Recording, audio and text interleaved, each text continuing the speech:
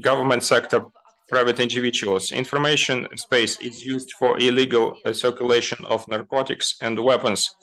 Moreover, information space is viewed by terrorists and extremists upon as an ideal way to recruit new members. And the states, being alone, cannot counteract this threat, and the only way out is joint, well-coordinated work at the international arena.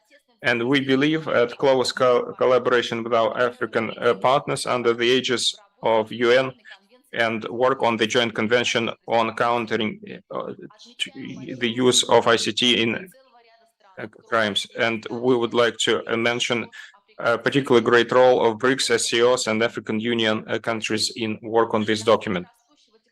At the backdrop of growing technological gap between developed and developing countries, a serious concern is raised by the policy conducted by the United States and their unions in the information space.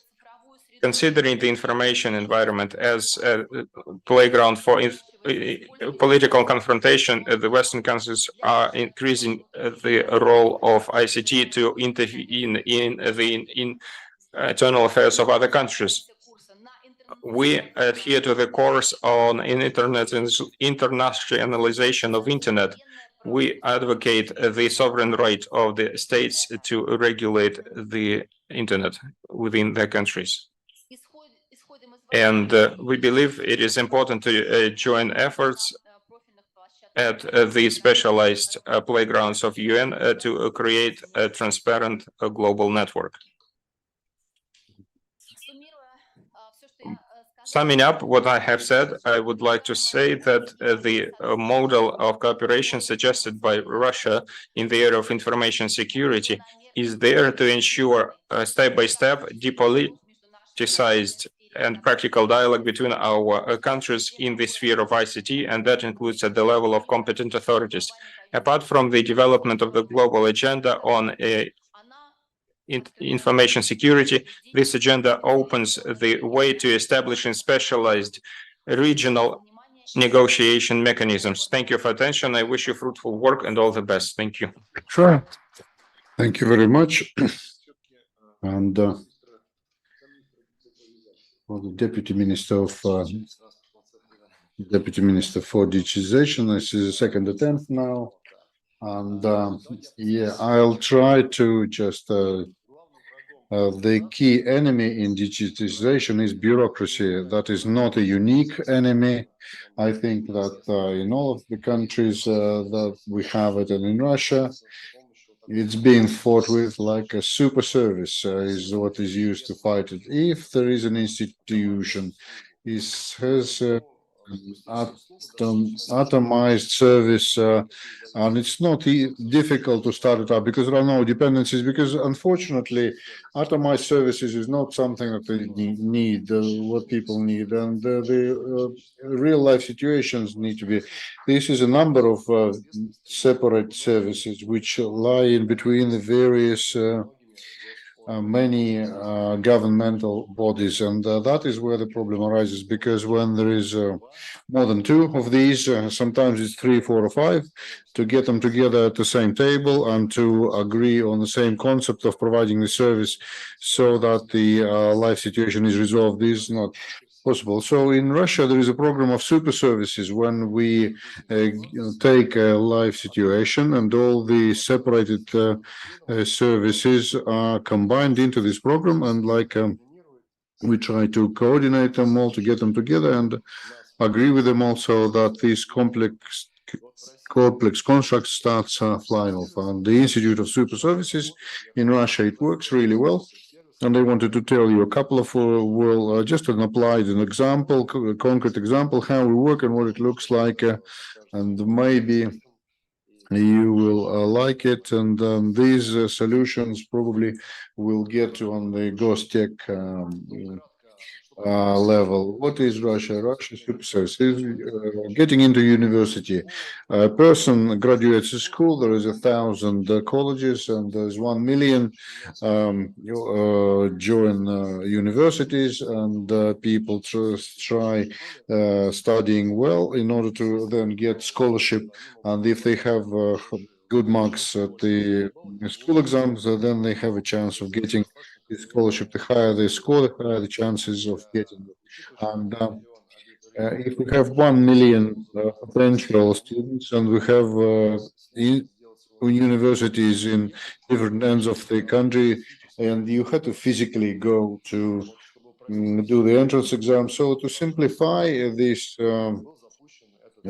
service has been started, and one of the most successful in our country. And here, this is in Russian, but I'll probably explain how it works. And when you graduate from school, you do the exams, and the result of this exam, then you have the number of the score is recorded, and then these scores are in a special database in Russia. We are trying to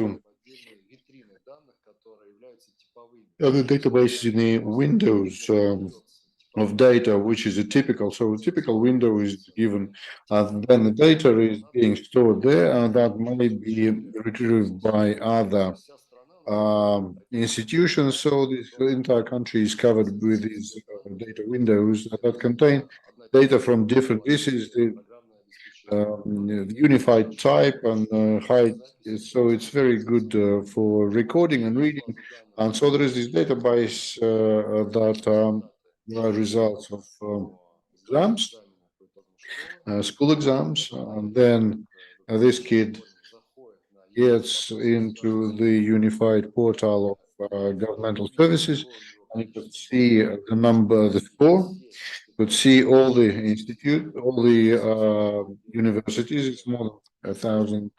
You can see the departments. You can see the conditions. So he could see what marks he needed to get, and he could make an application to 5 colleges and 5 departments in each. This is the stake, 5 universities, 5 departments in each, and then it goes top to bottom whether that college potential students really get through. So maybe the 4th university, like 3rd department, maybe he could go get a free placement there. So this is the combined super service. As I said, when there is the selection process, it starts on the 20th of June. So it's not only the marks, but also other achievements are taken into account, like taking part in quizzes, and there is the database there. Additional points for that. Maybe sports, if then there is the PE points here. They exist, and often in Russia, different events, various events, people address as volunteers, so voluntary activities. The teenagers that take a part in that, they get additional points, raising their chances to get a free placement in a good university. So we have the databases using all of these. This is at the portal of governmental services. The potential students can see the exam results and the points, the bonuses that can be converted and how they can be used in joining certain university. Then, as I said, that person picks 5 universities, then the cutoff date happens, and if he gets into without a personal visit, you don't have to go anywhere. You can be if you get in for the free placement, and if you don't, then at the second stage you can join and you can look at the paid placement. So the payment depends on the points and on the. And then, if you want, then in infrastructure, the e-government, there is this.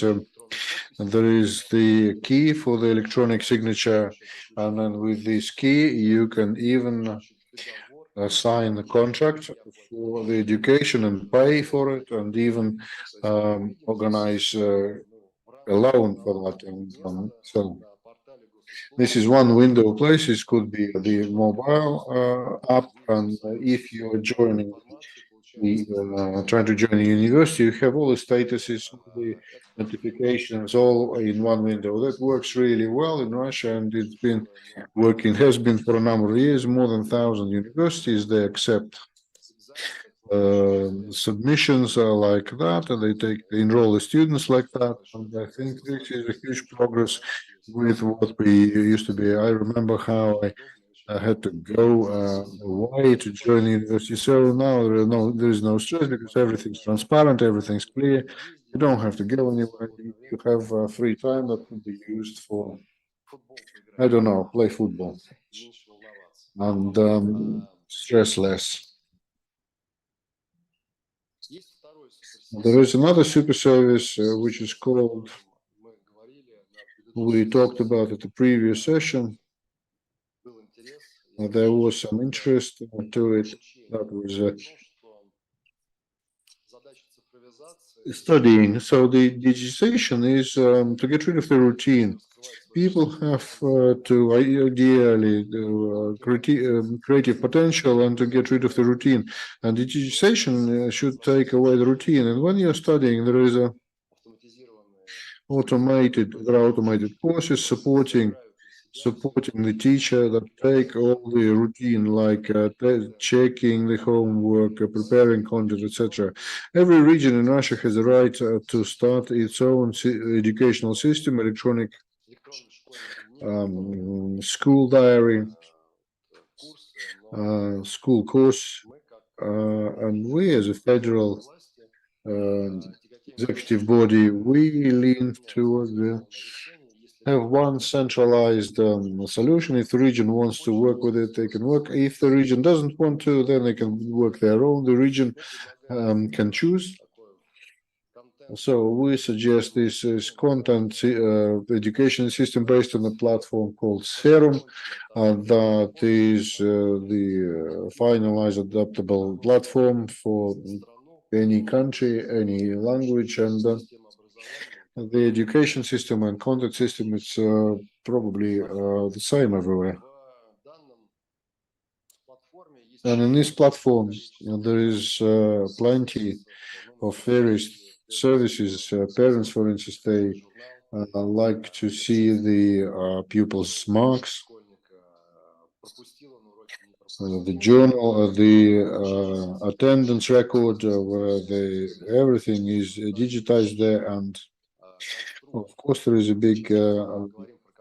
We were talking Lego pieces. There is a Lego that built in, Lego like that. When a teacher has blocks and to get a contact, training contact for his or her pupils, and then we can follow this. All of this is automated on big numbers have been checked. It all works. You can touch it. You can look at it. This is ready, very mature, very well advanced product. What does it give you? We love in the digitization. We love measuring everything. And the teacher's time is priceless. That is invested into our kids, and we calculated that. What does this platform, Serum, what does it give your everyday teacher? And that is a colossal optimization.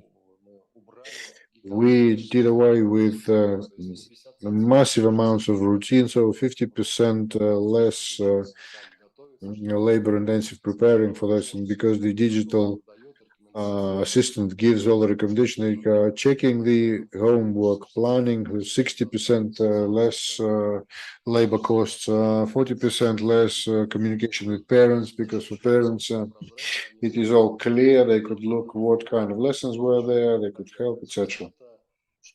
So that is something that really makes our life easier, both for parents and pupils and students and teachers. And this product was done on the principle of a super service, and I think it's quite an advanced, quite. I am not gonna go into detail here on how this is the architecture of how it works. I don't think it's that important, but you understand, hopefully, I understand what kind of blocks that our digitization has.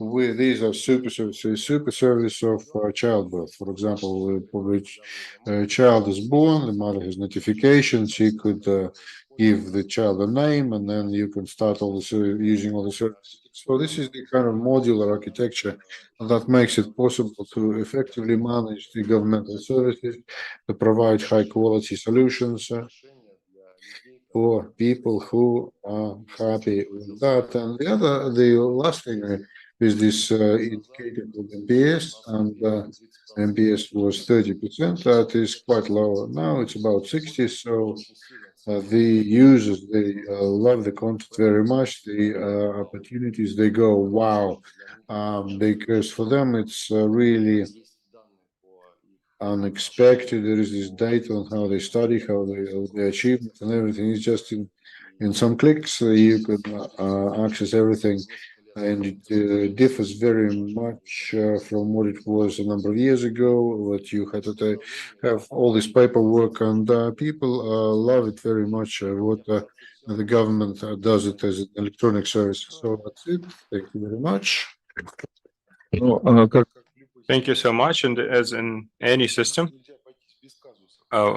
we need, well, I just have, I have two granddaughters, and they are graduating from school, and they say one of the bonuses, if a girl haven't graduated from school and she gave birth while in school, she gives an additional points when entering the university. And they ask me, Grandpa, what to do in this situation?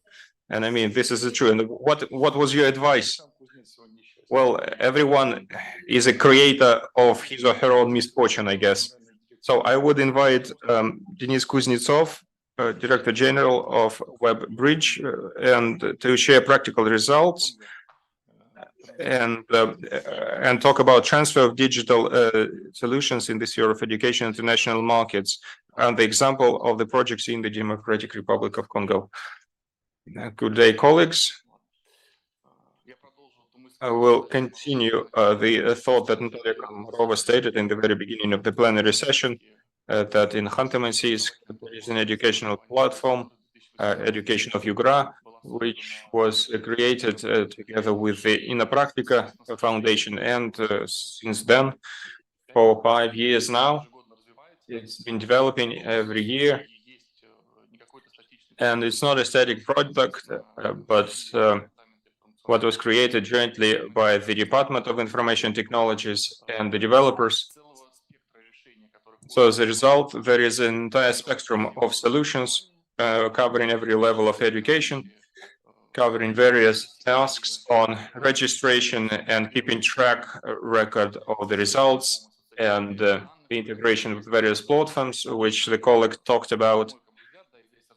And in my view, I'm the developer and in the sphere, and I believe that in Khanty-Mansiysk, this platform is the most functional to facilitate and to support the educational process. And what I would like to talk today about is the practical experience of use of this platform in the Democratic Republic of Congo.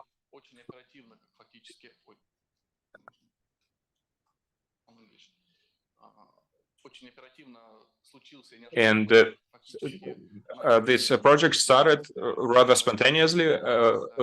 We started working in May 2023, and we are holding Tier 1, a local company, contacted us, and the objective was that the government is developing digitalization in education, and they need a platform.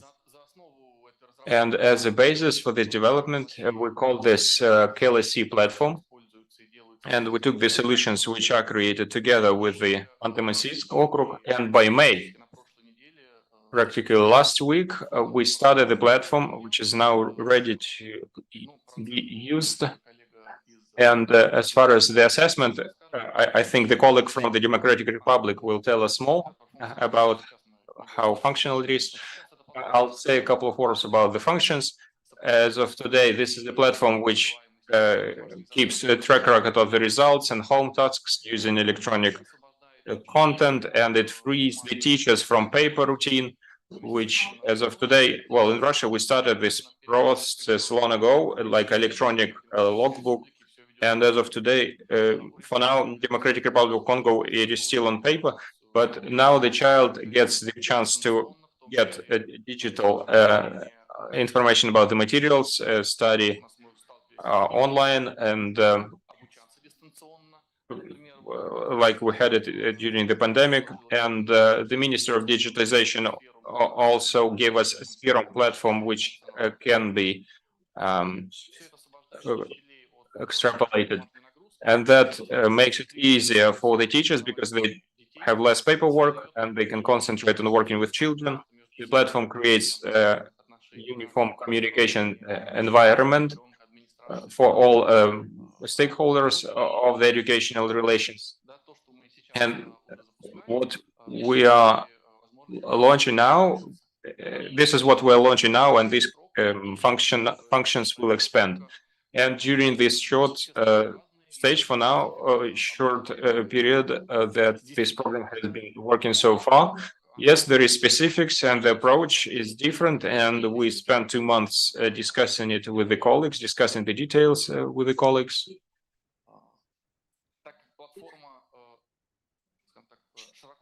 The platform is very functional and broad, and in April and May we were able to adapt it and transfer it and translate it into French and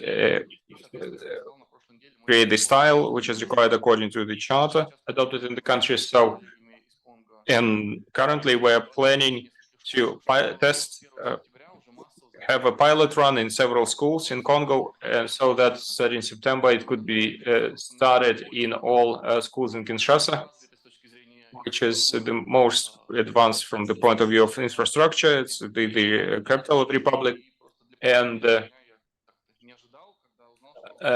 then move on, and they have 16 million children. We have 16 million children and 1 million of teachers here in Russia, and in Congo they have the same. Yes, the scale, the territory is smaller, but the number of users of the information system is as big as in Russia. So ending my part, and I will give floor to my colleague to state how the ministry in Congo sees this project and what are the results. I'll just conclusion say a couple of words. We use this platform to create 10 information systems at the national level and the territorial, and it is serious, which is a platform. Then we did this in Congo and Prидnestrovье Republic. So your country can be next. And Ladislaus, if you could please share your thoughts on behalf of the Republic. And I'm sorry. Yes, we have.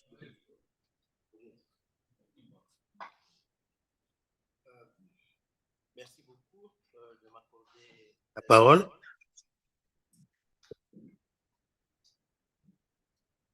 Merci de m'accorder la parole. Justement, nous avons travaillé ensemble pour cette plateforme qu'on a nommée chez nous Kelasi. Kelasi, ça veut dire école. We have worked jointly on this platform. It's called Kilisis, and in our national language it means school. This is a digital school, and together we have chosen the name.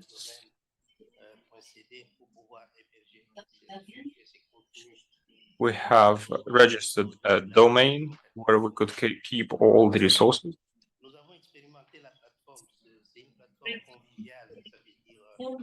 With a pilot test, we tested this platform. It is very easy to use.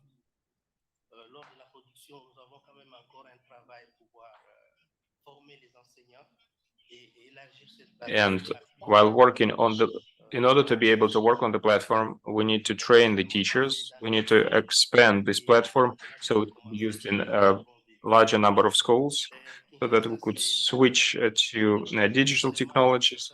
In Kinshasa is a big city, and only in Kinshasa the population is as big as in Moscow, practically.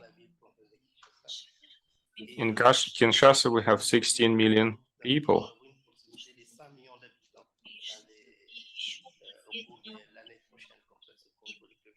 And at the level of 5 million on the territory of Congo,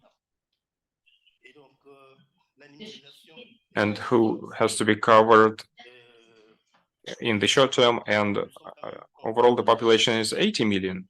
Digitization for us is a tremendous challenge, and we are happy that our partner has been able to implement in the shortest term possible, to implement this project in the shortest term possible. We highly assess the professionalism and quality of the work. It wasn't easy to work in dual languages.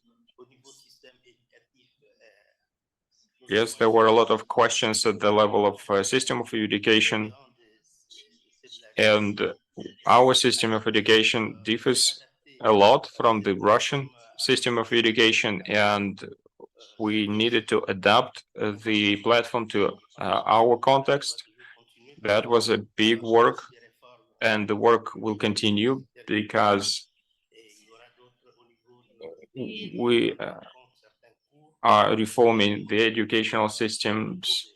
There are other reforms, and we will review the training courses on citizenship. And I believe that the platform will catch up with those changes, and amendments will be made.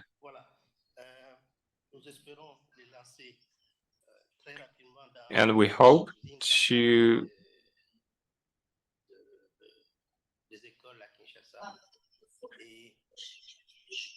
start this platform in the majority of schools in the city of Kinshasa, and transfer knowledge.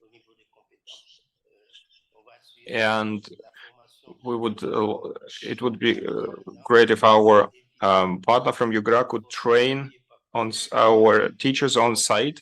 It will not be easy because elderly teachers, they are not accustomed to using new technologies, and it is a true challenge. It's a daily work, and I need this young and dynamic enterprise, and we would like it to train young people for the benefit of our population, because we don't want to lag behind while the world is changing.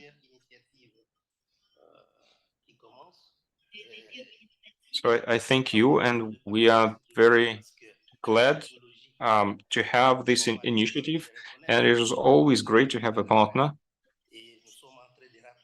Yes, we do accept that we're lagging behind in terms of technologies, and we need to catch up.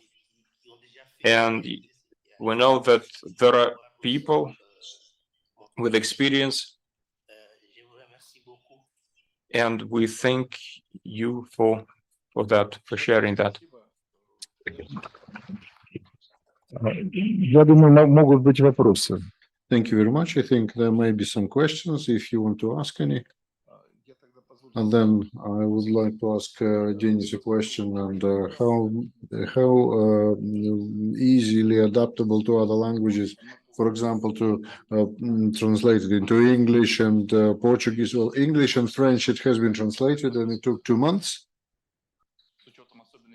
Taking into account of course, the language, because the French language in Congo is not exactly French; it's Congolese French, and so the system is multi-language, and it can be done. And what our colleagues from Congo said, maybe what's most difficult, or the simplest probably, is the issue of retraining and retraining the teachers, maybe the people who are you supposed to provide. So that's probably This is a joint project, not only Russia, we are the holding T1.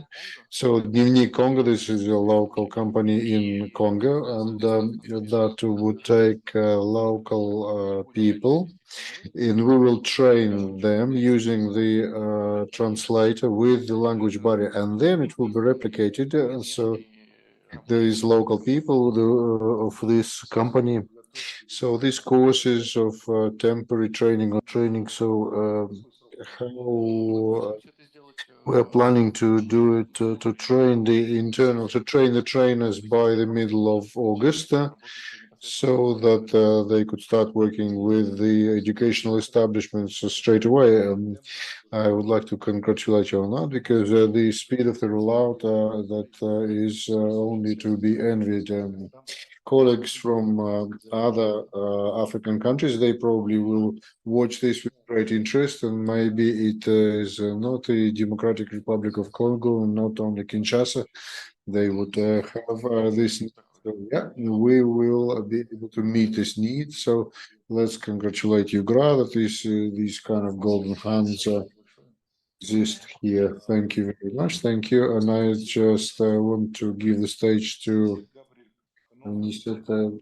Gabriel Canofa, is the plenipotentiary and extraordinary ambassador of Republic of Benin in the Russian Federation. He is High Commissioner of Eurasian Organization of Economic Collaboration. So I just this is just a number of titles, that's like. Yes, thank you very much, Andrei. Thank you. Dear colleagues, good afternoon, and dear organizers and participants of our panel discussion. First of all, I would like once again to thank the management, the leadership of UGRA and the city of Khanty-Mansiysk for this wonderful opportunity of meeting with you. Each trip here, my friends, this is a celebration for me. And it is with great pleasure that I come here. It's not for the first time to this wonderful city. Amongst the organizers and participants of the forum, there are many of my friends, colleagues and partners with whom we successfully started many projects and programs for the development of Russian, African and international relationships. The subject of our panel discussion, it's Russia, Africa, African continent, a new competitive player. Yes, friends, today Russia and all progressive humanity has new complex challenges.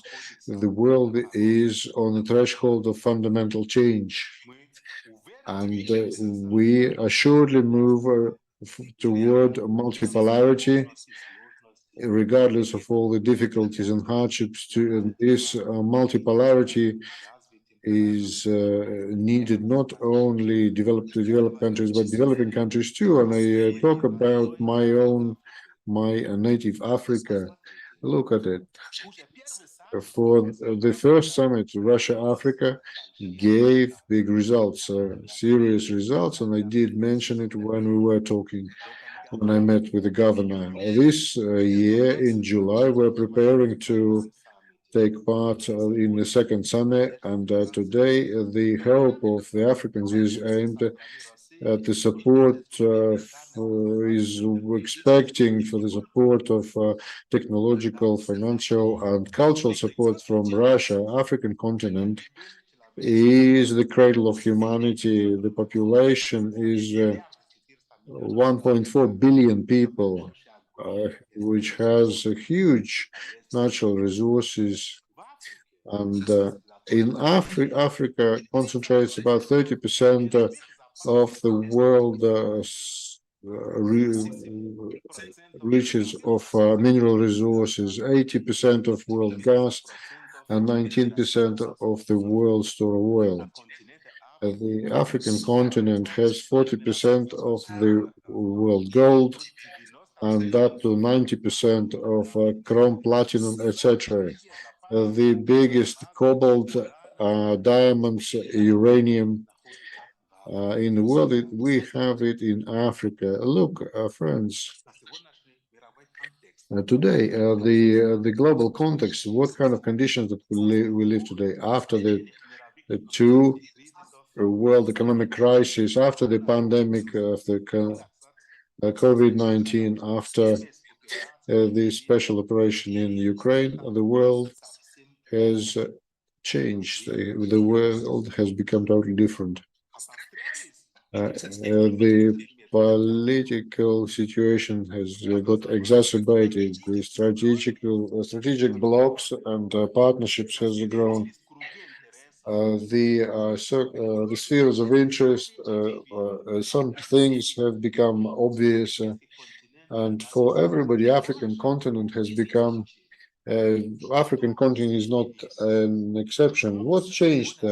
Africa today, my friends, is a different continent. It is not the same continent as we knew 50 years ago or even 5 years ago.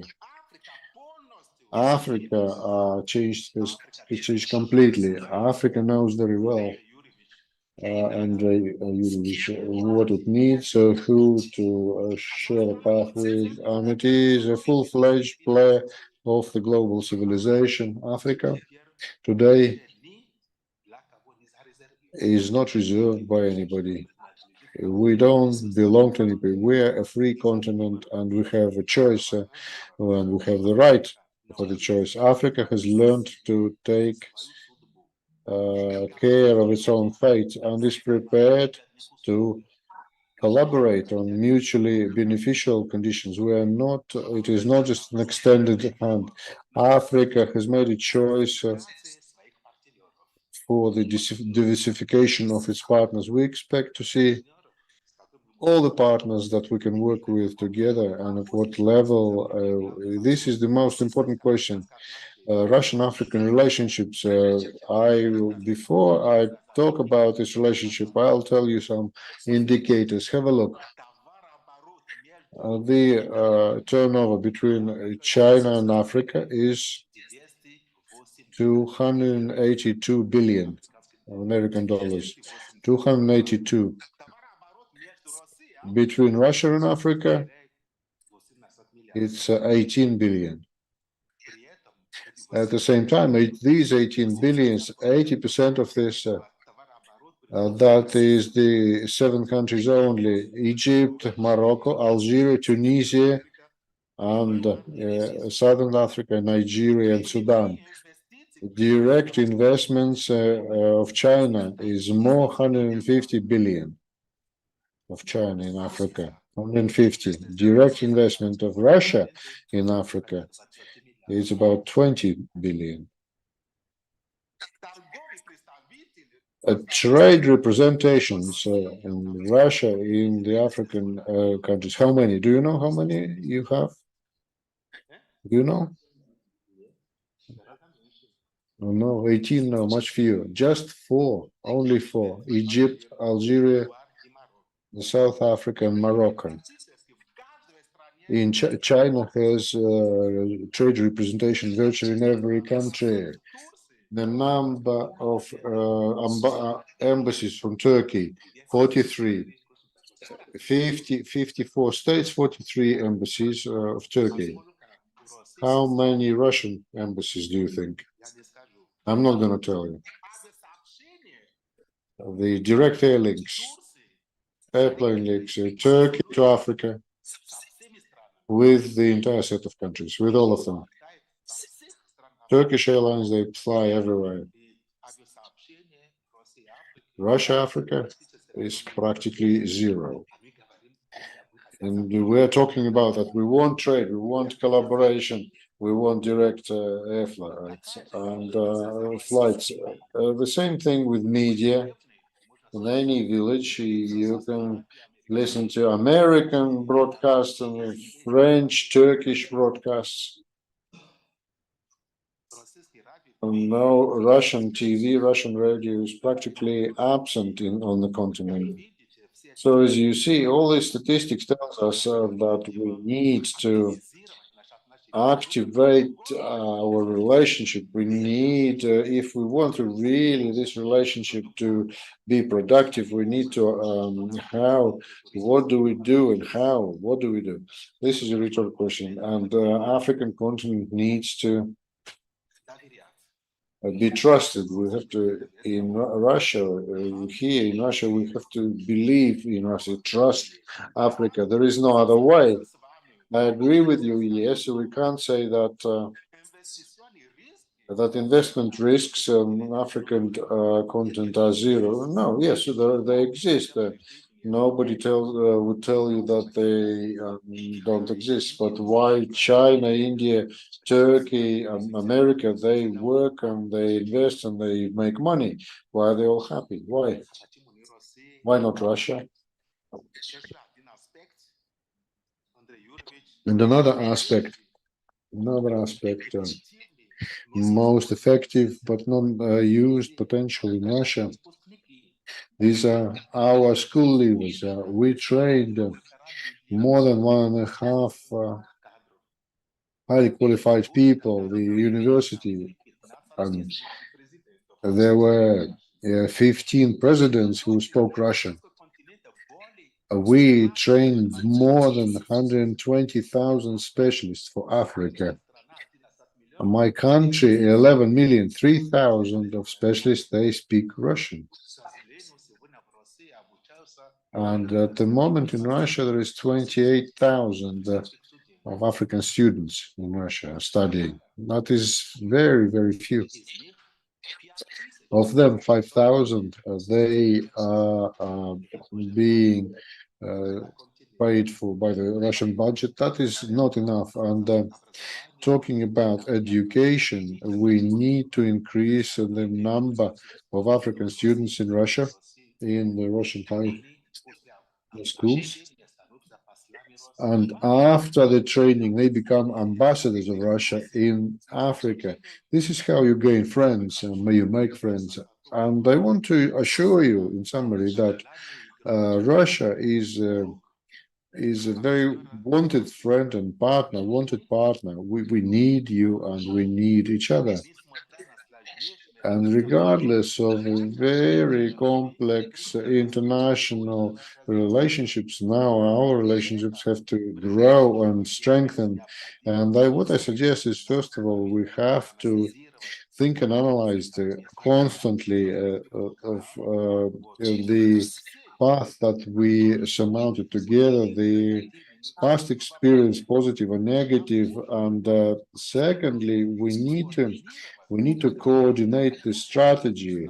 What kind of strategy we have? Because without a strategy, we can't do anything. And thirdly, is the productive foresight, building the image of the future, foresee all sorts of future development and pick the most sustainable.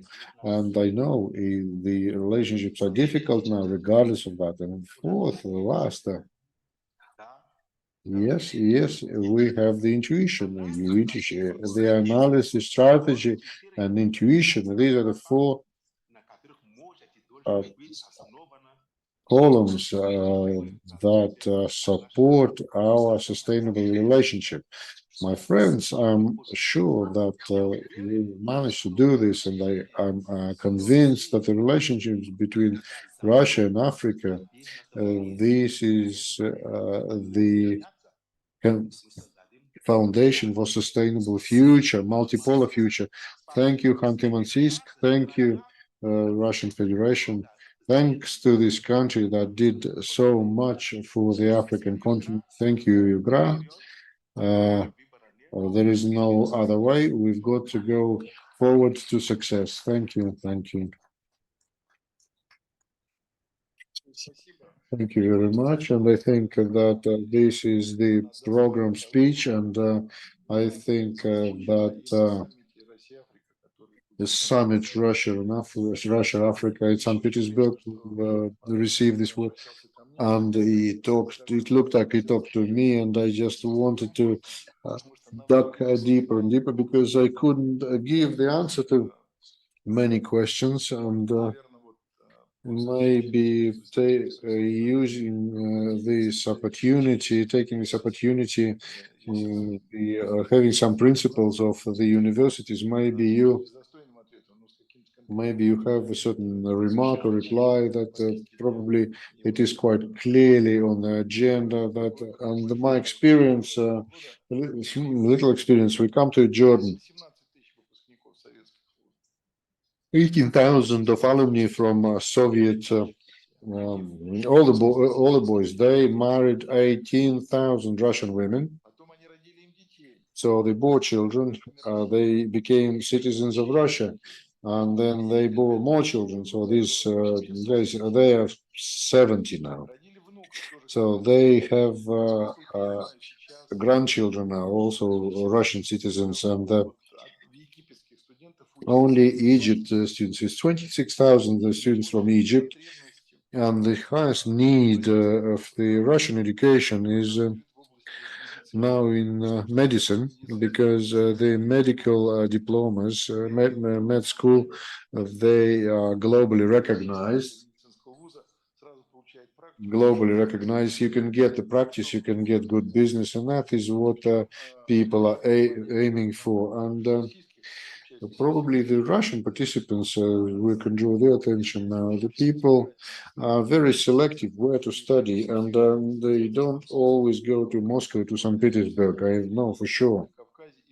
They go to Vladikavkaz, to Belgorod. At the assembly, there was a meeting. There is some tens of thousands of African students, foreign students, and I won't be able to give you the answers to questions that our friend of Russia said, and the citizens of Africa said, but I'm quite optimistic in that he said we have to have a strategy, and then it will work. And many things we forgot, but Africa is calling on us. And his friend, a member of our assembly, Stage Focus, he's come with this Africa is calling. And, probably they do it in Kolomensky, in St. Petersburg, and I called the former governor to give the Petropavlovsk tower there, maybe for these African Days of Africa, but not in the park. And I think that I think it will even give the short of the cannon that is there at the Petropavlovsky Tower. And of course, we have to work this path. And now Tatiana Dovgalenko, as the secretary of the UNESCO Commission for the Russian Federation on the multilateral communication of the Ministry of Foreign Affairs of the Russian Federation on culture, not just the money, not only the money is the measure of everything, is it? Thank you very much, Andrei, and good afternoon, everybody. And I would like to join the people who are thanking the government of the UGRA and organizing this roundtable on the Russian-Africa connections. The relationships with the states of the continent is very important, strategic importance, and it is illustrated by the second summit that is planned for the end of July in St. Petersburg. And particular place is for Africa is in the external policy approved by the presidents in March. And since I was asked about culture, that I wanted just to point out that one of the priorities is the humanitarian. In particular, the document states that the Russian Federation wants to help the establishment of Africa as an influential center of the world development, giving the priority to the support of the development in humanitarian, starting scientific collaboration, training national human resources, protection of traditional, spiritual, and moral and freedom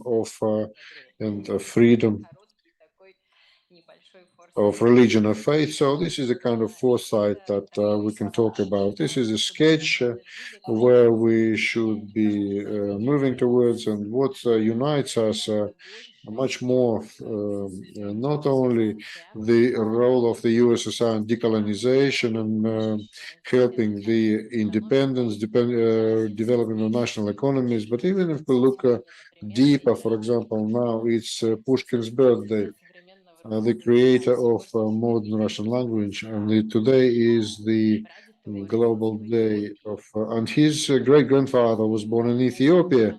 So we owe the genius of Pushkin to African continent. So it's just this invisible and visible. And the previous speaker, Gabriel, was talking about figures, the oil and the gold and other riches of the African continent. But the most important wealth is people, young people. These are children of Africa. This is the diversity of culture, diversity of languages and traditions that can enrich us, which is why it is important for us to hear here at this table and to hear at other conference what you expect from us, what would you like, then we will be able to move forward. If we talk about UNESCO, then in UNESCO, there are two global priorities of work with. One is gender equality and the second one is Africa. And I just talked to my neighbor to the left because and he was talking about a big change, literally in 5 years that happened in the strengthening of Voice of Africa in international relations. I could only witness there that 6 years I was there in the headquarters in Paris, and literally in front of my eyes, from recipients of assistance, the help, African countries, they are uniting, they speak with a united voice, and they have a contribution of more of an independent player. Russia was the co-author of the priority on strengthening the priority of Africa in UNESCO. And for us, for Russia, one of the big priorities in UNESCO is science. And a number of years ago, there were attempts to shut down the program of fundamental sciences, and only together with the Africans we managed to keep this program going, so that the UNESCO science, that the letter S remains there, and we understand that Africa is very interested in building the domestic potential of scientific human resource. And Fosagra, for example, the company has been, there is a system of grants, the green chemicals for life, for instance, and out of 40, 12 receivers were from African countries. And I also want to draw attention that when you inform your capitals that we instituted together with UNESCO a big reward in fundamentals named after Mendeleev, and it's half of the Nobel Prize, $500,000, and so that African scientists would be more active for the submissions, and that would probably promote their work and the establishment of this reward. And if you talk about the culture, and the previous lecture, so few sites of heritage, and these are the labor intensive to submit dossiers, and those people who are interested, we can submit them, and for the inclusion of African sites in the lists of the global cultural and natural heritage. And we also, as a member of intergovernmental council for the return and restitution, and we help our African brothers to return things that have been taken out during the colonial time. And we summarizing, I totally agree that we can believe and trust in Africa, and to prove the closeness to Africa. I want to close. You can't understand Russia with mind, and you can't meet it with the measuring tape. You can only believe in Russia. Thank you very much.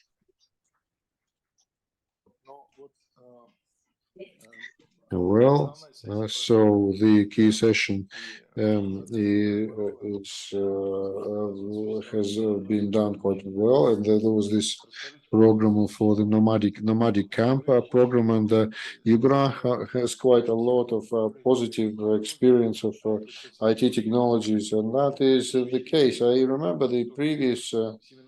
There was this seminar, the forum, that there was the nomadic campsite when people were talking how they fish and how they herd the deer, and at the same time we have high-tech devices and opportunities to connect up to entire world. So, you work in UGRA and you do it very well. Thank you very much. We wanted to share some experience here. There's this nomadic camps and IT camp. It's called. Dimitri Gref says he talked about super services. We participate in all of these projects at the federal level together with the MINDIG, and we are developing our own digital services. But how to get it to the end user? The penetration of the internet is quite good, regardless of the huge territory of more than 500,000 kilometers. Can I have the clicker? Yeah.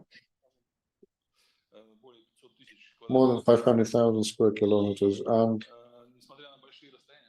regardless of the long distances, the internet penetration is 99.6% of population.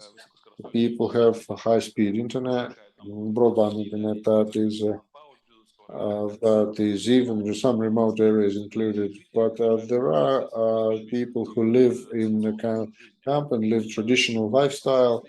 So this is like the last village, and then the forest, and the 30 kilometers you can only there by boat or in the winter on deer. And so the idea was that we have to get the digital services to them. There are people there, citizens exactly like those living in African countries. You have traditional territories, traditional people living far away from the cities, and they want to get digital services. And in 2018, we started this IT camps, the Beloyarsky Lake District. There is Vasily Pyak lives there. He was very active, like Gabriel. He's very active like that. And he's a young guy. Well, of course, he's aged now, but he was really, really young at heart. And so there is this IT nomad camp, and we set up the equipment of it's either it would be probably cell repeat or cell interface if there is a cell there, or maybe satellite. But preferably we have, since there is a cell communication there for the oil field, so it's there, it's easier normally. And then we have the nearest ones, they go to the central camp, and the people, we train the trainers, and then he trains people further on how to use that, the people, his loved ones, his families, and the neighboring IT camps, and to spread the digital technologies further. There's 69 IT camps happening, 163 of the territories, and 3,200 people, 3,350 people are living traditionally. So this is about 67% of indigenous people who live in the woods. I went to see Vasily Pak, and he's got a very interesting territory, and he's got more than 200 deer, and you can either fly on a helicopter or there's a snowmobile or a deer. So he's got a notebook. He's got children who they're studying.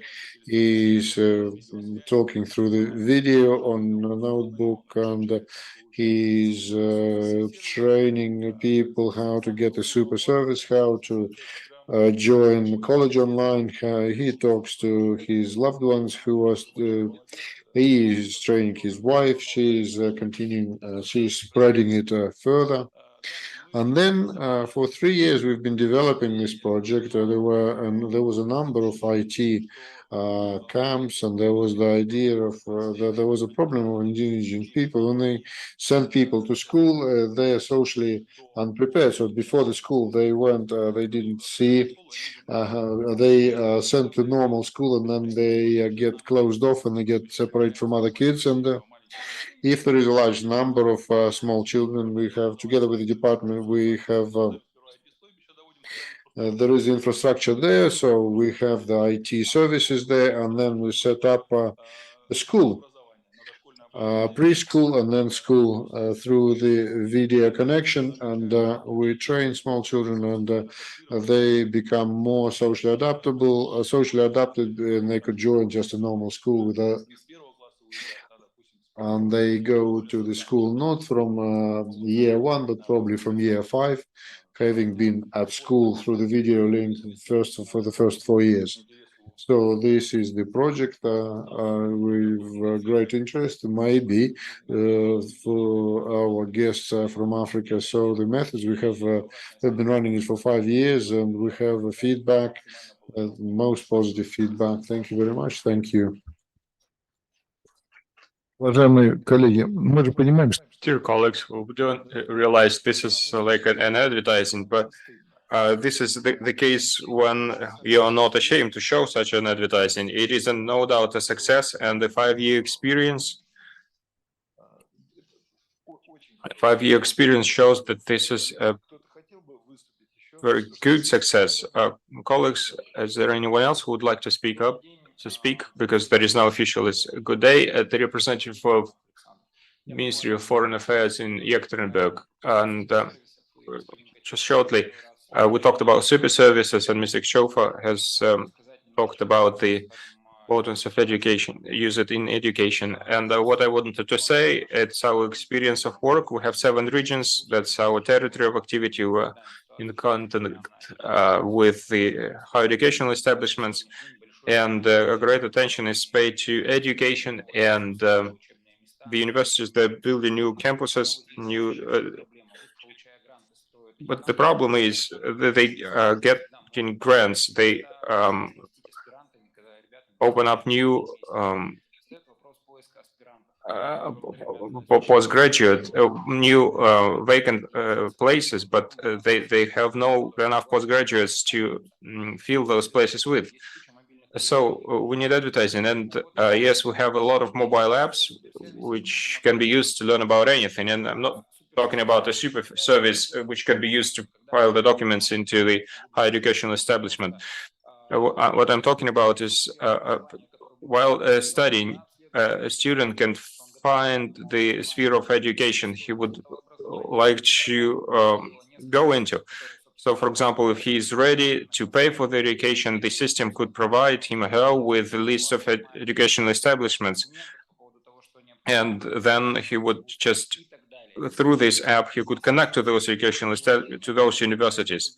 So if we have this app, or if we have a possibility to create such a super service, so I believe that despite insufficient level of digitization in Africa, still it would help them learn more about universities in Russia.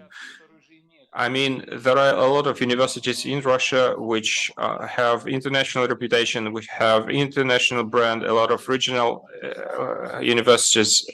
They have interest in educations and relatively not high cost of education, but people simply don't know about that. So I guess the question, if we had that, I think our colleagues from other countries from Africa would be glad to use it.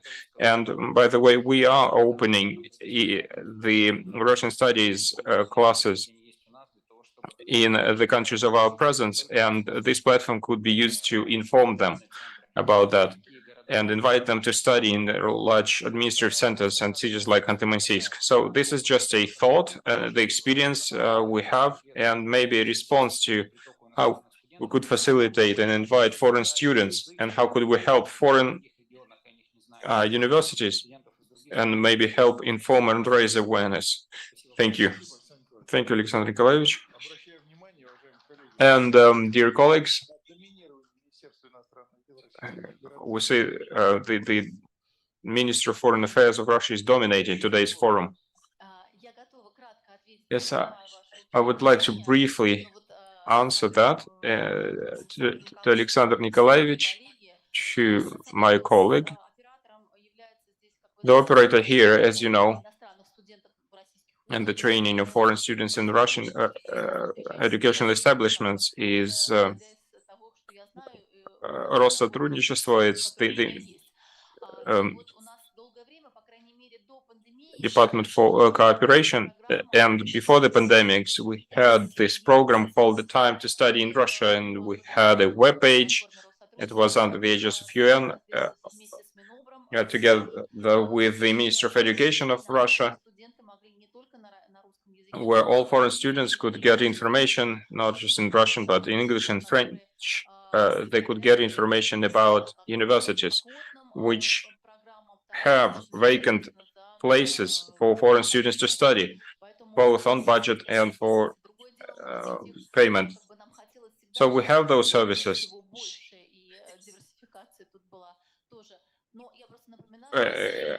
Of course, we would like to see more diversification here. And as far as I know, and Andriy Yurievich has said about that, this is the organization which is in the domain of the Ministry of Foreign Affairs. As representative of Россотрудничество, I confirm that we have resources and the colleagues should simply be more active.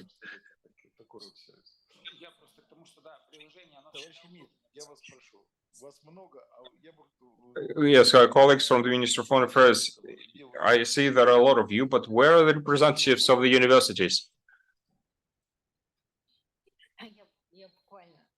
If I may to continue this topic, yes, there is a platform, there are resources, there are vacant places, but those places are not being filled. So would be grateful for feedback. What should we do to get more applications? Because sometimes a country comes to us and they say we want more, but when we start analyzing the situation, we find out that there are still places which are not filled. So they do not even fill in the places which are allocated to them. So if we could back feedback regarding what should be done, we would be grateful, and to our partner countries, feedback from our partner countries. This is what the feedback and discussion is needed for. So Angola. Yes, regarding this question, I'd say it's very, very important to say that, for example, the methods which are used currently, and I'm talking about Angola, in order to if it is all the processes go through the embassy of Russia, and then the data are sent there, and then they check which university they could go to. But sometimes it just happens they don't tell us anything, and so our students arrive and we don't know about that. And then if something happens in the city where a student go to, they go to the embassy, but we don't even know that our embassy is there, our students are there. So what should be studied here is the methods, and there should be a connection between the embassy of Russia,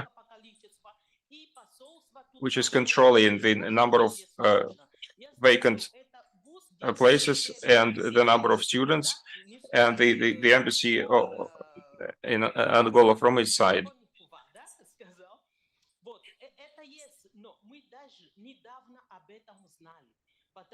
So there is lack of awareness, lack of information, because all the information would go through the embassy of Russia, and then they choose the university where to send the students to. So the students and us cannot do it on our own. Another point, what we should look into is the budget and the conditions which you are ready to provide to our students, because they arrive here and well, they have insurance, but it doesn't cover medical, for example, a proper medical examination as it should be. And in many universities, it is required that this insurance is applicable only to a certain location. But sometimes it happens that the price is too high and the students simply cannot pay. And again, the conditions, we are, Africa, there are very few cold places in Africa, unlike in Russia. And once students come to Russia, and again, it brings us back to the start. Few people know what Russia is like. And when students arrive here, they wear a t-shirt, and it's winter and it's cold. And the conditions in the campus, well, it's sometimes not the best. It's cold. It doesn't happen in Africa, and students from Angola, they get sick quite often. Even tuberculosis, cases of tuberculosis happened. And there was a case when a student died, and this should be treated and thought about very seriously. Yes, the number of the quota expands. And Angola, when the Minister of Russian Federation, Sergei Lavrov, came to Angola, he said for Angola there are 300, the quota. Well, he exaggerated here. And now via the embassy,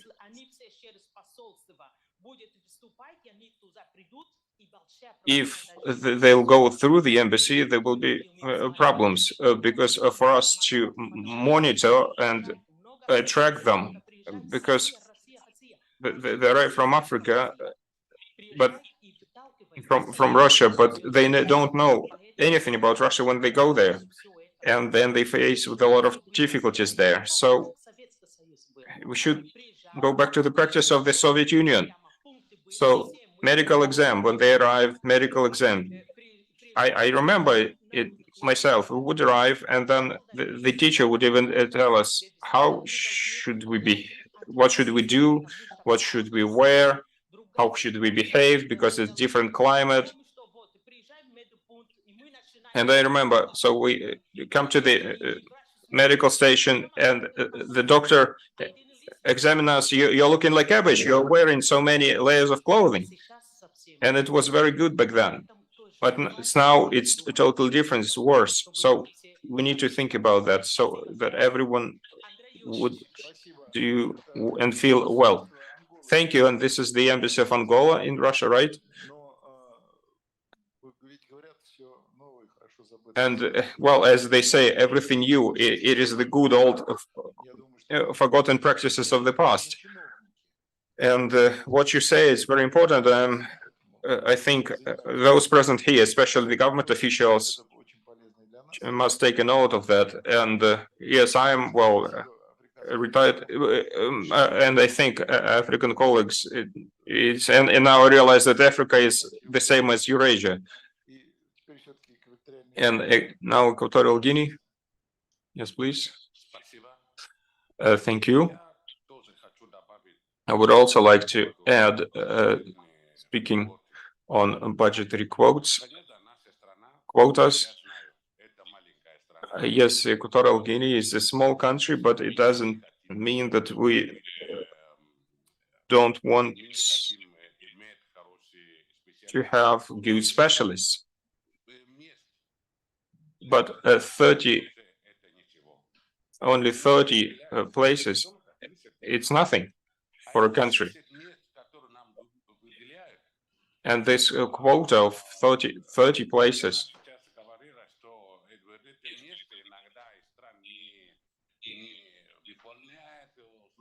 well, it's been mentioned that this quota is not filled, and but this year I've seen how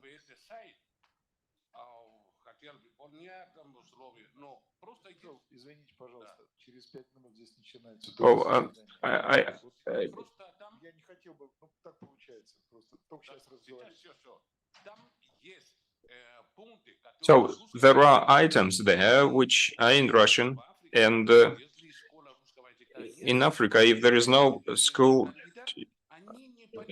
to teach Russian, the candidates, they simply don't understand what's written there, so they cannot cope with the conditions that are stated there, right? The questioner, yes, the questioner. Yes, I will answer. In Russian, there is this military saying when the military officer is lying flat on the ground, he's incapable of doing anything. I mean, it is very important for us to have this dialogue.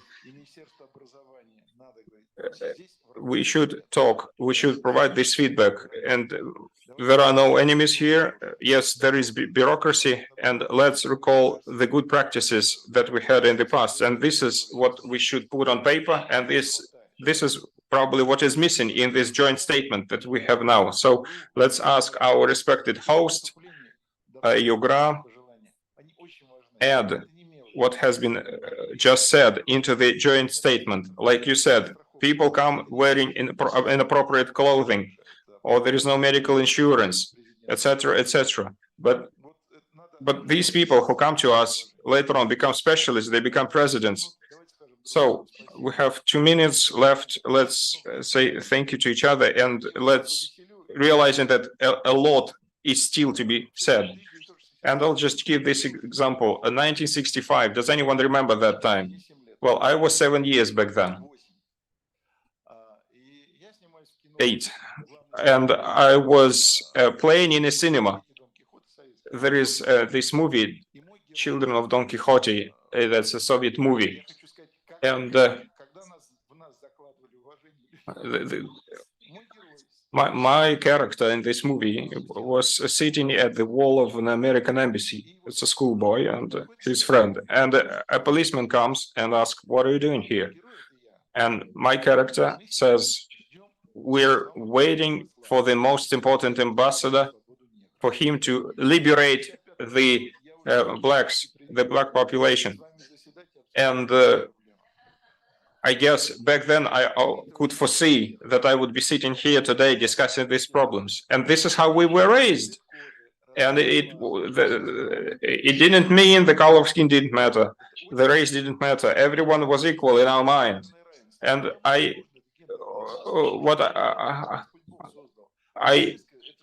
it's hard for me to see is gender equality.